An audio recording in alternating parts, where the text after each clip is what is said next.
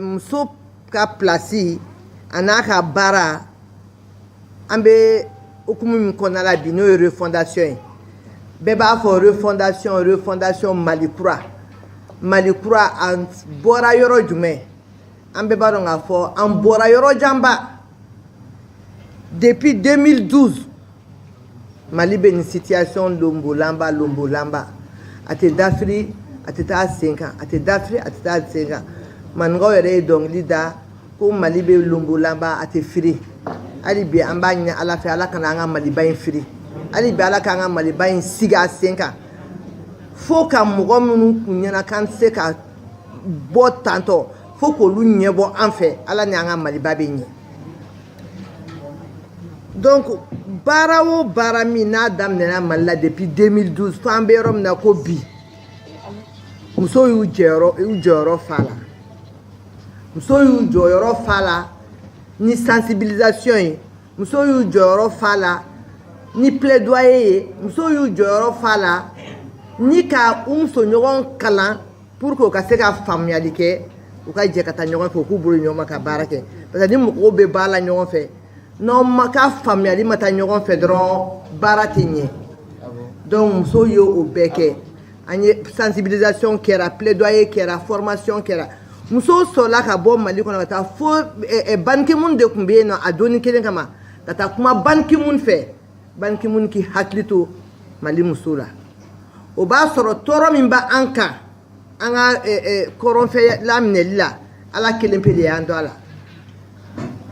ne yɛrɛ min filɛ nin ye ne ye association des juristes maliennes Mali sariya muso fɛn o fɛn ye sariya kalan kɛ ne y'olu ka ɲɛmɔgɔ ye bi mais musokɔrɔba dɔ san 70 a violé la san 70 musokɔrɔba violé la k'a fɔ ko n y'a mɛn tulo la mais ɲɛ ye musokɔrɔba ye gosi mari la denmisɛnnin fitininw violé la hakili b'a la Ala kana kɛ bi ye dɔ ka violé la tellement que a violé la a ye kɔnɔbara sɔrɔ a la a jiginnen na min kɛ an y'a n'a den minɛ ka taa bila muso ka soba min filɛ nin ye rive droite la a tun bɛ ban de ka sin di a den ma pour que muso ka sin di a den ma ko n t'a fɛ n t'a fa dɔn tanti n t'a fɛ an b'a deli de ka nin fɛn bɛɛ bila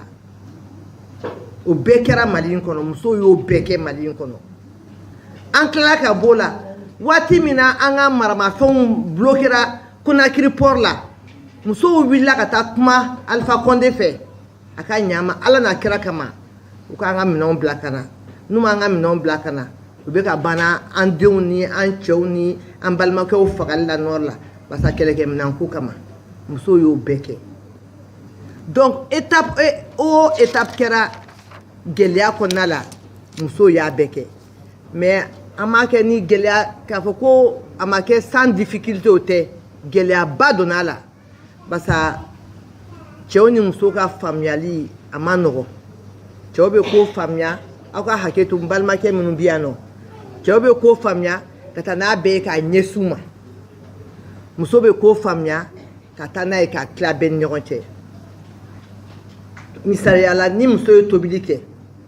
hali ni baarakɛla bɛ kɔfɛ min b'an dɛmɛ k'an ka baara kɛ b'a fɔ na n tasa ni n ka jɛnɛba ta bɔ na n ka burama ta bɔ a bɛ kɔ a ti yan muso kelen pe de hakili bɛ to la n'a bɛ tilali kɛ k'i miiri bɛɛ la mais ni cɛ bɛ tilali kɛ cɛ bɛ tilali bɛɛ sama ka na a kelen kɔrɔ cɛw minnu bɛ aw ka yafa ma dɛ donc o de y'a to an ko nka an tɛ an sigi kɔfɛ muso minnu y'an ye fo an ka an sen don Maliko baara la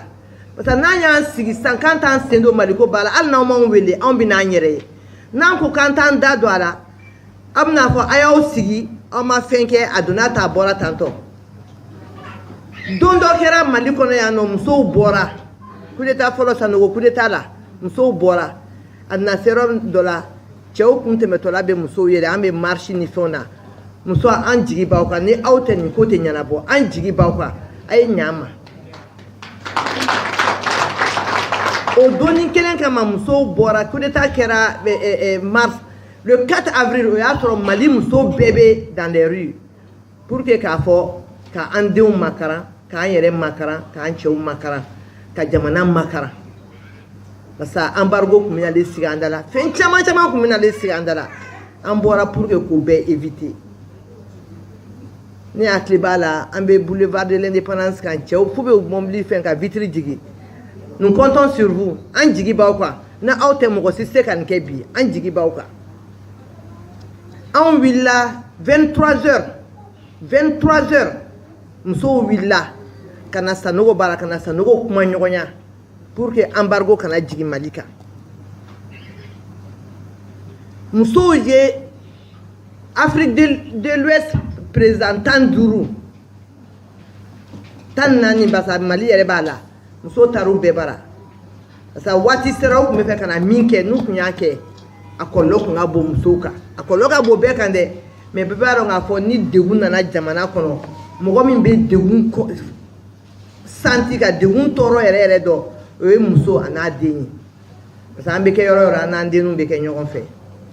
donc an y'o bɛɛ kɛ k'o bɛɛ tɛmɛ ka na an bila an bɛ yɔrɔ min na bi an ko an sɛgɛnna nin baara in kɛra nin ma ɲɛ dɔ wɛrɛ kɛra o ma ɲɛ an bɔra dɔ wɛrɛ kɛra a si tɛ ka ɲɛna an tɛ yɛlɛma don ko la wa yɛlɛma donni o ye a bɛ fɔ de ma refondation reconstruction refondation kuma ka segin a kan quoi a tɛ se ka kɛ n'i m'a ni reconstruction don ɲɔgɔn na parce que a tɛ se ka fosi refonder n'i m'a segin a jɔli kan n'i bɛ fɛ ka yɛlɛma o yɛlɛma kɛ hali adamaden n'i bɛ fɛ k'a lafalen i bɛ adamaden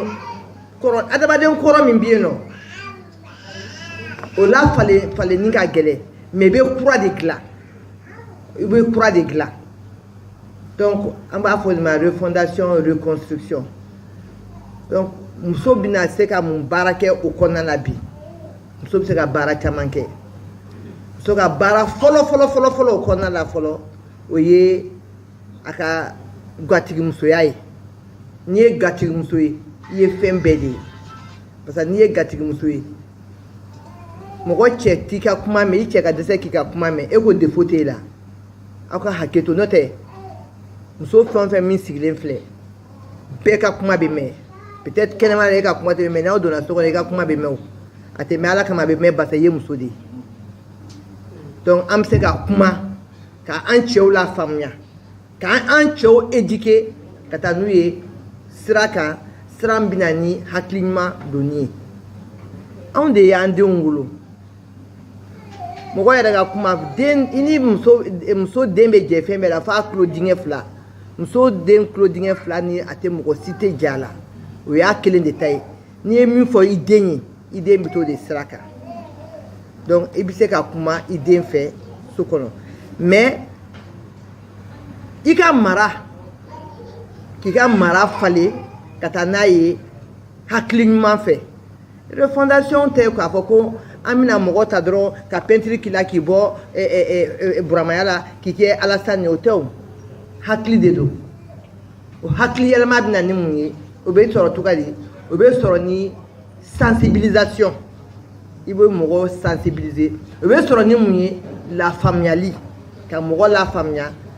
nin ko tun bɛ sen na fɔlɔ nin ko tɛ ko kɛta ye bi nin ko tun bɛ tantɔ fɔlɔ n'an ye nin ko kɛ n'an continue nin fɛ an ka ko baara tɛ taa ɲɛfɛ an k'an ka baara kɛ sira kura ta n'an ka baara ye an ka sira jɔsen wɛrɛ don an ka baara kɔnɔ a bɛ yafa ma i b'a dɔn n'i bɛ kuma fɔ bamanankan na f'i ka miiri de ka mots ɲini k'a fɔ quoi n bɛ jɔsen wɛrɛ ɲini k'a don n ka baara kɔrɔ n'o tɛ ni m'o kɛ n ka baara tɛna se ka ɲɛ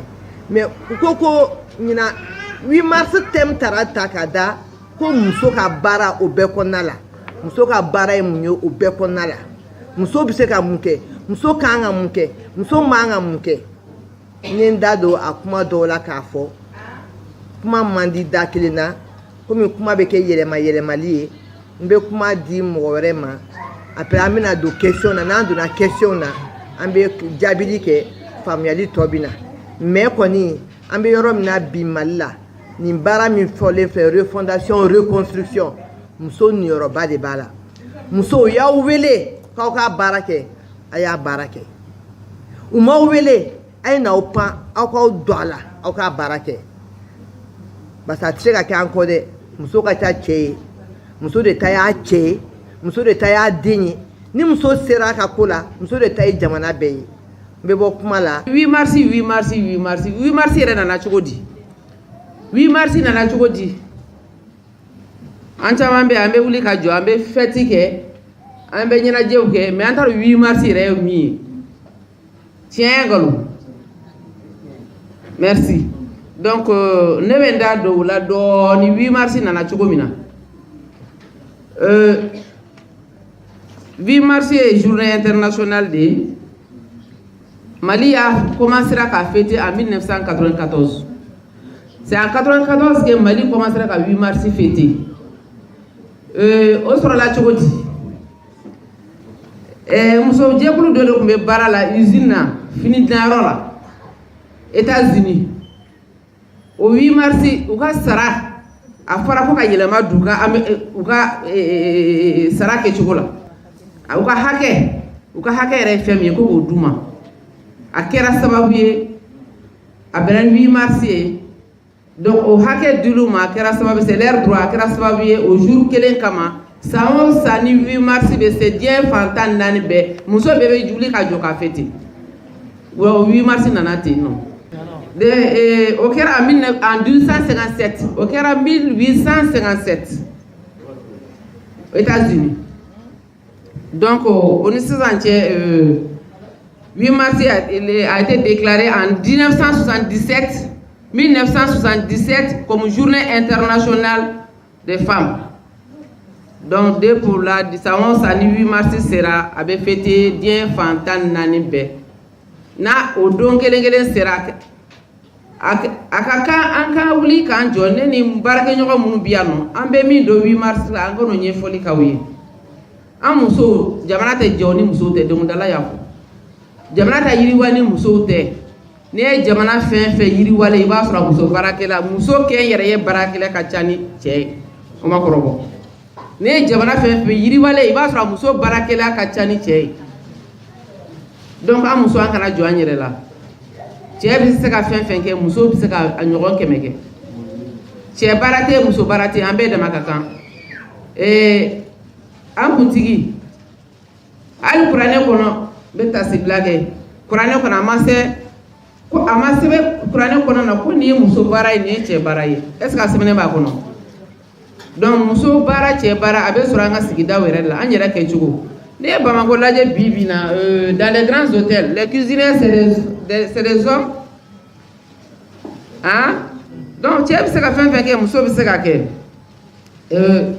ne bɛ so kuma sonsoro yan fɔlɔ ka hakɛ to n bɛ kuma di mɔgɔ wɛrɛ ma. a tiɲɛna musolakaw n'a fɔra ko musow kungo cɛw kungo anw de bɛ bɔ e ka sali facogo lajɛ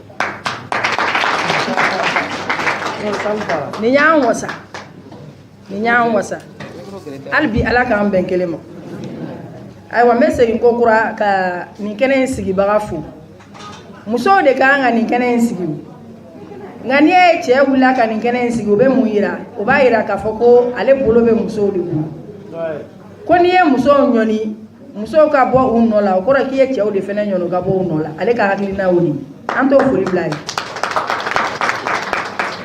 ayiwa n'o tɛmɛna ka bɔ an ko 8 mars ye mun ye n balimamusow bɔra k'a fɔ n tɛ segin o kan nka kɛrɛnkɛrɛnnenya la n bɛ u ka kuma appuyer k'a yira k'a fɔ ko 8 mars o ye musow tɔgɔladon ɲɛnama don ye ka musow tɔgɔladon k'o ɲɛnamaya a bɛ ɲɛnamaya cogo jumɛn u bɔra k'a fɔ a bɛ ɲɛnamaya k'a yira k'a fɔ ko san o san musow ka wuli ka jɔ ka kiimɛni kɛ ɲinan san kɔnɔ musow ye mun ni mun de kɛ ɲɛta jumɛn de yera musow ka ko la musow ka taabolo la ɲɛta jumɛn de yera an bɔra 2021 de la sisan an bɔra 2021 na ka don 2022 la n'est-ce pas donc 2021 kana mars 2021 kana bila mars 2022 musow ye mun de kɛ ɲɛta jumɛn de yera musow ka adamadenya kɔnɔ musow ka ɲɛta kɔnɔ musow ka lafasali kɔnɔ an ye mun de kɛ donc san o san 8 mars b'o de yira an b'o de yira kɛnɛ kan k'a fɔ an bɔra yan ka taa yan fɛ ɲɛta yira a la wa ɲɛta ma ye a la wa an ka kan ka mun kɛ siɲɛ wɛrɛ ka se ka dɔ fara o kan an b'o kɛnɛ de kan bi nka san tɛmɛ 2021 kana bila ɲinan na temu yira ko na la ni o yere fondation muso ye min ya ma dogo mo silaw muso wu tiasiri jamana basiri la o makaya jamana ka basiri cogo jume an wula kan jo an cɛw kokoro ka fɔ ko ni an cɛw ko fɛn fɛn an musolakaw ko o an y'a daminɛ ni mun ye an y'a daminɛ depuis ni transition daminɛna an ko jamana bɛ se ka basigi cogo jumɛn jamana tɛ se ka basigi cogo si de la ni an giringirinna élection nɔfɛ an m'o fɔ ni salle kelen kɔnɔ yan ni salle in kɔnɔ le 23 juin 2021 an ye mun kɛ an ye salle in fa k'a kɔkana fa ko an musow ko élection ko kuma kana fɔ jamana in kɔnɔ ko fɔ jamana ka basigi a ma kɛ an y'o kɛ nin salle in kɔnɔ an fɔlɔ de bɔra k'o fɔ an ma siran an ma yilan an ko ka dɔ fara transition durée kan walasa jamana ka se ka basigi an ma siran ni musow ja jɔra dɔrɔn cɛw ja bɛ jɔ musow de bɛ cɛw ja la farinya a bɛ fɔ cogo jumɛn fɔlɔ la ko n'a gara k'an ka don so kɔnɔ ko an ka taa sini an ka kuma bila bi sini n'an ye ɲɔgɔn ye an bɛ kuma tɔ kɛ o kɔrɔ de k'an bɛ taa tafetigi de ɲininka ni tafetigi ye sira min don an kɔrɔ an bɛ taa ni o ye o kuma an musow ko dɔ ka fara transition durée kan bari an b'a dɔn k'a fɔ ko jamana in gɛlɛya tɛ élection ye an b'o dɔn jamana in gɛlɛya ye mun ye yurugu o bonyana bin kɛra mɔgɔw kan k'u ka hakɛw bɔsi u la o kɛra jamana ɲɛmɔgɔ ni o ye gouvernement ye u ka taabolo ma jamanadenw ja jamanadenw ka hakɛ bɔsi u la jamana ma mara a mara cogo la o kuma e bɛ taa fu de mara ou bien e bɛ taa baganw de mara ni mɔgɔ sigilen tɛ yan ni élection kɛra mɔgɔw t'u nɔ la élection bɛ taa kɛ jɔn kun élection bɛ taa kɛ mɔgɔ de bɛ voter ni mɔgɔ votera e bɛ mɔgɔ de mara ni marabaga tɛ e bɛ taa fu mara o kuma an musow ko an ɲɛ b'a la kɔrɔnfɛla gannen de don camancɛla ka kalan musow sigilen tɛ musow bolilen de don o kuma ni anw ye élection kɛra nɔ an balimamuso minnu bɛ kɔrɔn ni camancɛla u bɛ mun fɔ o tɛ tigɛ an na o kuma an ko gɛlɛya min bɛ sɔrɔsiw kan anw de b'a dɔn donc an ko fɛn kana kɛ élection ko kuma da kana dɔ la ko fɔ jamana ka basigi jamana bɛ basigi cogo jumɛn taabolo kuraw ka sigi sen kan o ye mun ye o de ye refondation nin de ye anw ka laɲini an tɛ tɛgɛrɛ fɔ an yɛrɛw la an ko refondation assise kɛra an y'a participer niveau communal an y'a kɛ an ye niveau cercle kɛ ka régional kɛ ka niveau national kɛ an ko anw de ko an cɛw kana siran u ka dɔ fara parce que an ɲɛ bɛ taabolo min na nin mɔgɔ ninnu kɔrɔ ni o ye Asimi n'a ka jama an ɲɛ bɛ taabolo min na o kɔrɔ an ko nin de b'anw nimisi wasa o kuma an bɛ taa mɔgɔ wɛrɛ ɲini tuguni o kuma ni élection kɛra kunkolo kura de bɛ nalen yan n ko hakilina kɔrɔkɔrɔ in de bɛ nalen mɔgɔ kɔrɔw de bɛ ta ka n'u sigi an kunna ka na an ka jamana dafiri tuguni an tɛ sɔn o ma o kuma an ko an tɛ sɔn o ma an ko ka refondation anw de bɛ refondation kɔnɔ an wulila ka sensibilisation kɛ jamana kun n'a kun an bɛ se ka se yɔrɔ o yɔrɔ an ma se yɔrɔ o yɔrɔ an kumakan sera yen nɔ an ko ka sensibilisation kɛ musow ka assise participer k'u fɛlaw fɔ assise a ka kɛ tan transition a ka taa a taacogo la u kana busamisɛnnin foyi tugu an ka ɲɛmɔgɔ la ka busamisɛnnin tugu la u ka élection kɛ k'u ja panpan k'u ta ka bɔ yen nɔ ka na mɔgɔ wɛrɛ sigi an kunna u ka jamana kɛ u sago ye an ko k'an tɛ sɔn o ma o bɛ ɲa o kuma an ko ni a ma ɲa ni o bɛ kɛ ni refondation bɛ kɛ an bɛ taa dɔɔni dɔɔni mɔgɔ minnu ye jamana suɲɛ k'u minɛ k'olu kɛ misali ye o kelen ye filanan o ye mun ye ni jamana bɔ bɛ kɛ yɔrɔ ka mɔgɔ ka bɔ ka yira k'a fɔ k'an b'an ka jamana kɔkɔrɔ an bɛ bɔ bɔli ma kɛ boulevard de l'indépendance la k'an ma taa min na ka taa an kumakan yira yɔrɔ n'a ma kɛ o donc musow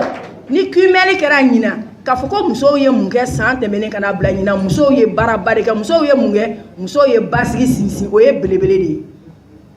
donc an bɛ yɔrɔ min na ko sisan ne b'a fɔ basigi a bɛ halisa an bɛ ka dɔ ɲini a ka fara kan parce que an b'an ka nin jamana ɲɛmɔgɔ ninnu fo fɔlɔ min tun bɛ ka kɛ an ka cɛdenw na ka t'u minɛ k'u sɛdenni kantigɛ marifa t'u bolo minan t'u bolo e bɛ mɔgɔ bila k'a ka taa foro la a ka taa sɛnɛ kɛ e ma daba d'a ma a bɛ sɛnɛ kɛ ni mun ye a b'a kɛ n'a tɛgɛ yan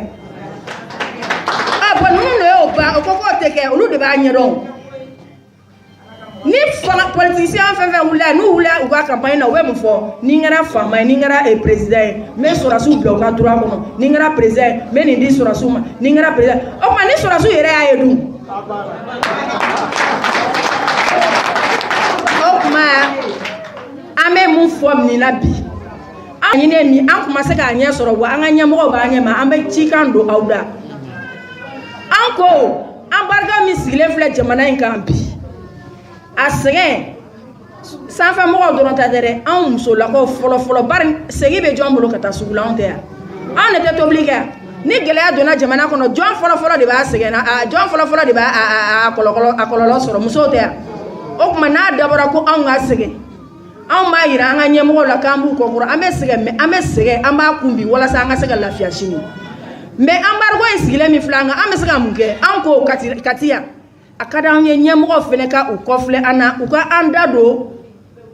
a tɔgɔ ye di négociation na an bɛ se ka négociation kɛ cogo jumɛn kuma b'an fana da o les femmes de la base kuma b'an da o an fana bɛ se ka taa kuma ni ɲɛmɔgɔ ninnu fɛ cogo jumɛn n'o ye CEDEAO ye an bɛ se ka mun fɔ u ye k'a fɔ ko anw de ko ninnu ka to fanga la bari ninnu de b'an ka affaire kɛ ninnu de ka to fanga la anw de y'a fɔ mɔgɔ de y'a fɔ a olu m'a fɔ olu tɛna jamana diriger anw ye anw de bɛ jamana diriger o tuma an b'a f'u ye gafe b'an bolo a laɲini b'an bolo an ko u ka an fana sen don négociation na an b'a ba ko Bamako t'a kɛ dɛ mais k'u kɔfilɛ les femmes de la base hakilina b'anw na koyi sɔrɔsiw bɛ sɛgɛn min na bi anw de b'a dɔn u bɛ si ɲɛna min na min bɛ k'u la don o don fɔlɔ an bɛ bɔ dɔ la an bɛ taa dɔ la an bɛ bɔ dɔ la an bɛ taa dɔ n'i donna kan kelen in kɔnɔ yan nɔ est ce que kuma dɔ la an tɛ taa basi mugan kɔrɔ anw tɛ taa basi mugan kɔrɔ an bɛ bɔ yan an bɛ taa an bɛ bɔ yan an bɛ taa anw de b'a bɛn an b'a dɔn min bɛ yen on connaît les réalités o tuma an b'a fɔ aw ye an ka ɲɛmɔgɔ mun bɛ yan a y'a fɔ sanfɛmɔgɔ ye k'u ka anw musolaka minnu bɛ base la u k'an sen don négociation na kuma b'an bolo k'a ɲɛfɔ u tɔgɔ ye di de anglais ninnu tɔgɔ ye di de minnu bɛ négociation comment il s'appelle négociation ça tɔgɔ ye ayi Goodluck Jonathan ou Goodluck Jonathan ko muso ko kuma b'an bolo k'a fɔ a ye dɛ anw muso anw minnu bɛ duguma yan nɔ babini m'anw min sen na ka tagama ko kuma b'an bolo k'a f'u ye a y'a f'u ye dɛ kuma b'an bolo k'a f'u ye o tuma jamana kɔkɔrɔ dɔɔni anw musolakaw an ko k'an wulilen don k'an jɔ su ni tile wa an tɛ siran dɛ wa jamana in tɛ kɛ mɔgɔ si sago ye jamana in bɛ kɛ malidenw de sago ye transition a ka taa a taabolo la a ka taa mɛn ko nɔnsi bɛ tagama cogo min na fo ka taa fɔ jamana ka basigi o tuma ne bɛ bɔ kuma la dɔɔni ka taa n ba ka so la min bɛ bɔ yarabi donc an bɛ kɛnɛ min kan sɔgɔmada in na n'o ye 8 mars kɛnɛ ye 8 mars bɛ célébrer don o don minnu tɛmɛna ne ɲɛ u y'a fɔ a tɛ célébrer don o don mais mars kalo tile 8 o tile 8 a bɛ fɔ ko musow ka fête minnu tɛmɛna ɲɛ olu y'a fɔ musow ka fête de don mais fête min don an k'a faamuya k'a fɔ an bɛ tulonkɛ kɛ a fête kɔnɔna na k'a sɔrɔ an b'a ka sɛbɛn de k'a kɔnɔ k'a daminɛ a daminɛ yɔrɔ la ɲamɛya historique n tɛ segin a kan ka n'a bila sisan na an k'a faamuya k'a fɔ 8 mars tɛ dɔ wɛrɛ fɔ an musow ka hakɛ an musow ka hakɛ anw ka hakɛ bɛ se ka don ba la cogo di parce que n'i y'a ye diɲɛ seleke naani bɛn'a kan k'a fɔ ko ka don kɛrɛnkɛrɛnnen ka ɲɛsin musow ka hakɛ ma o b'a yira k'a fɔ ko n'i ye hadamaden dɔ wɛrɛ tɛ cɛ ni muso kɔ n'i y'a hakɛw ta k'a da balansiw kɔnɔ hakɛ ninnu fasayali la i b'a ye k'a fɔ balansi bɛ jɛngɛ ka taa musow ka fanfɛ n'o tɛ cɛ ni muso ala an ka sariya sunba o min b'a fɔ o y'a ta yɔrɔ min na fana n'o ye déclaration universelle des droits de l'homme ye c'est-à-dire diɲɛ seleke naani bɛɛ lajɛlen bɛnna min kan olu bɛɛ lajɛlen b'a fɔ ko cɛ ni muso hakɛ ani kɛta la an bɛɛ lajɛlen ye kelen cɛ ni muso hakɛ ani kɛta la an bɛɛ lajɛlen ye kelen ala de y'an da an da cogo tɛ kelen ye an bɛ sɔn o ma donc n'a fɔra o la k'an bɛɛ lajɛlen an ka hakɛ ani an ka kɛtaw ye kelen ye o bɛ mun ko fɔ a bɛ fɛn fila ko fɔ ne bolo o fɛn fila ye jumɛn ye parce que n'i y'a mɛn i b'a fɔ ko du cɛ ni muso de don n'i bɔra du kɔnɔ i bɛna sigida la n'i nana sigida la i bɛ taa dugu kɔnɔ n'i nana dugu kɔnɔ i bɛ taa jamana kɔnɔ dɔɔni dɔɔni mais a bɛɛ lajɛlen i bɛ cɛ ni muso de y'a kɔnɔ donc anw ni cɛw an bɛ ɲɔgɔn dafa de an ye ɲɔgɔn dafalan de donc i b'a ye an ka société o taabolo la maa dɔw la k'a fɔ a bɛ fɔ ko cɛ bɛ nin kɛ muso tɛ nin kɛ cɛ bɛ nin kɛ muso tɛ nin kɛ mais n'o tɛ hakɛ an bɛɛ ye kelen donc o b'a yira k'a fɔ o bɛ mun kofɔ o hakɛ min filɛ nin ye o kɛta min filɛ nin ye o de bɛ jɔyɔrɔ da an ma o de bɛ sigiyɔrɔ di an ma o de bɛ nafa don an na sigida la o kɛbaliya de bɛ nafa bɔ an na sigida la donc an kan k'o donni k'o don ba la k'o ɲɛɲini k'o ɲɛdɔn o don ka barolasigiw kɛ ka ɲɛfɔliw kɛ ka ɲɔgɔn lafaamuyaw kɛ o tuma an musow ka hakɛ ye jumɛn ye o tuma an musow ka kɛta ye jumɛn ye an kan k'o ɲɛɲini k'o dɔn n'an y'o dɔn an ka du taabolo an bɛ se k'a minɛ ka ɲɛ n'an y'a dɔn sigida la an kan ka min kɛ an b'o kɛ n'an y'a dɔn jamana jɔli la fana an kan ka min kɛ an b'o kɛ hakili la an ka bi baro an b'a bakurunba ne kɔrɔmuso bɔra k'a fɔ Saran bɔra k'a fɔ a y'a aw gosi a ye belebelebaw da aw ma musow jɔyɔrɔ kɛrɛnkɛrɛnnenya la yɛlɛma kɔnɔ an b'a fɔ ko yɛlɛma kɔnɔ parce que an bɔra yɔrɔ jan dɛ mais an bɛ tile a bɛ komi an bɛna tile kura de daminɛ an bɛ tile kura min na ko anw jɔyɔrɔ ye mun ye anw kan ka mun kɛ anw kan ka mun kɛ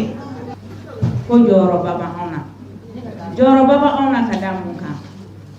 parce que maliyɛnw n'i y'a sigi 100 o 100 muso ka ca ni 50 ni muso ka ca ni 50 ye n'a fɔra ko muso ma faamuyali sɔrɔ yɛlɛma la n'a fɔra ko muso ma dɔn a taabolo dɔn yɛlɛma la a bɛ kɛ baara ye o kama an b'a fɛ aw k'a faamuya k'a fɔ ko yɛlɛma min bolodalen don a bolodalen don ka ɲɛsin aw ma yɛlɛma min bolodalen don a bolodalen don ka ɲɛsin an balimakɛw ma yɛlɛma min bolodalen don a bolodalen don ka ɲɛsin an denkɛninw n'an denmusoninw ma donc u bi anw de ko fɔ parce que n'i ye du ta n'i ma muso ta ne ma da la n'a bɛ fɔ donc o kama a b'a faamuya k'a fɔ k'an bɛ hukumu min kɔnɔ jɔyɔrɔ min b'aw la aw kan k'a ɲɛɲini k'a ɲɛdɔn yɛlɛma min fɔra yɛlɛma in bɛna boli mun kan yɛlɛma min fɔra yɛlɛma in bɛna kɛ ko cogo di yɛlɛma min fɔra anw bɛ se ka mun kɛ a kɔnɔna na o kama bakurunba fɔli la ne b'a yira o la k'a fɔ an bɛ hukumu min kɔnɔ n'o ye yɛlɛma hukumu ye min y'an bila o yɛlɛma in hukumu kɔnɔna na ni fanga falen don n'an bɛ transition min kɔnɔna na gafe dilanna gafe min bɛ Mali taabolo ko fɔ gafe min bɛ na yɛlɛma caman don fɛnw na ou bien a bɛna yɛlɛmaw base sigi n'o ye charte de la transition ye charte de la transition an t'a développer mais an b'a yira aw la k'a fɔ ko gafe min bɛ yen n'o ye an ka constitution ye an ka sariya sunba ye ale ni o ale de bi o dafa o fɛn minnu bɛ ale de bɛ kan ka boli bi et n'a yɔrɔ min ma fɛn a bɛ ta constitution kɔnɔna na donc aw b'a k'a faamuya k'a fɔ ko o gafe in o bɛna fɛn caman boloda o bɛna cɛn caman min boloda a b'a boloda ka ɲɛsin jamana bɛ se ka jɔ cogo di ka ɲa jamana bɛ mara cogo di ka ɲa jamana marabagaw kan ka kɛ jɔn ni jɔn ye jamana marabagaw kan ka kɛ cogo di gafe in k'o bɛɛ lajɛlen ko fɔ donc o gafe in an kan k'a ɲɛɲini ka gafe in kɔnɔ k'o dɔn walasa ni yɛlɛma min bɛna kɛ ni fɛn min bɛna boloda an musow an kana to kɔ an ka taa ɲɛɲini k'a ɲɛdɔn ale gafe in kɔnɔna na kɔsani na an bɔra ka baara k'a kan u ye a sariya sen 10 yɛlɛmana la 10 ye min yɛlɛmana la a bakurunba la a kumaw cayalen bɛ yɔrɔ bɛɛ la an tɛ an da don a la parce que mara la ni Solomani den bɛna yamaruya d'a ma k'an k'a fɔ aw ye yan bi mais peut-être que a bɛna kɛnɛ sigi min tɛ nin kɛnɛ in ye aw k'a fɔ mais sariya sen 10 min yɛlɛmana a bakurunbaw ne tɛna se k'an da don a bɛɛ la mais n b'a fɔ aw ye kuma cayara min mankan cayara kosɛbɛ o ye i n'a fɔ poste de vice-président min tun bɛ yen nɔ n'a fɔra transition nalen k'a fɔ ko poste de vice-président bɛ yen nɔ aw y'a ye k'a fɔ ko yɛlɛmani kura donna fanga kunyanfan na donc yɛlɛmani min donna fanga kunyanfan na o y'a to dangan min tun bɛ fanga kun na o dangan in jɔyɔrɔ o bɔra yen nɔ parce que min tun ye dangan ye o de kɛra ɲɛmɔgɔ ye donc o bɔra yen wajibiya la an b'o poste an b'o datugu ale kan ka baara min kɛ u bɛ tila mɔgɔ wɛrɛw minisiri wɛrɛw ni ɲɔgɔn cɛ aw b'a ye o la u nana se sariya sen wɛrɛw ma k'olu falen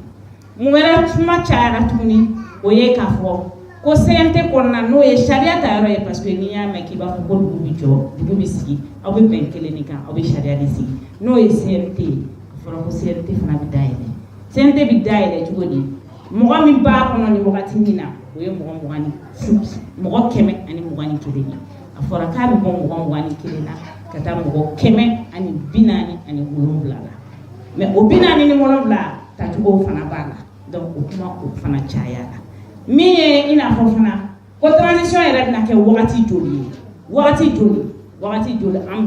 ye baara k'o fana kan mais an ma wagati sinsin parce que nin wagati in na faamaw bɛ baara la baara wɛrɛw b'a kan ka kɛ walasa ka wagati segin sen kan a ka kan ni anw nana yan an k'o bakurubaw an k'o fɔ aw ye mais n'aw b'a fɛ ka fɛsɛfɛsɛ peut-être an ni Solomani bɛ an bɛ segin baro wɛrɛ sigi an b'o ɲɛfɔ min bɛ fɔ aw ye musow aw bɛ compter musow n'aw ti ko o ko la a ka gɛlɛn donc kunnafoni di kunnafoni ɲini a y'a ɲɛɲini aw k'a ɲɛdɔn parce que an bɛɛ bɛ so anw de ye éducatrice ye anw de ye formatrice ye parce que du ye muso de ye anw de kan ka fɔ an denw ye a bɛ tan anw de bɛ se k'an cɛw bilasira na anw m'a dɔn a tɛ dɔn donc n b'a fɔ aw ye k'a fɔ jɔyɔrɔ b'aw la kɛta b'aw la aw k'a ɲɛɲini aw k'a ɲɛdɔn an ka jɛ ka sigi ka baro kɛ walasa aw bɛ se ka faamuyali sɔrɔ a la bakurunba la ne tun bɛ ka fɛn kan fɔ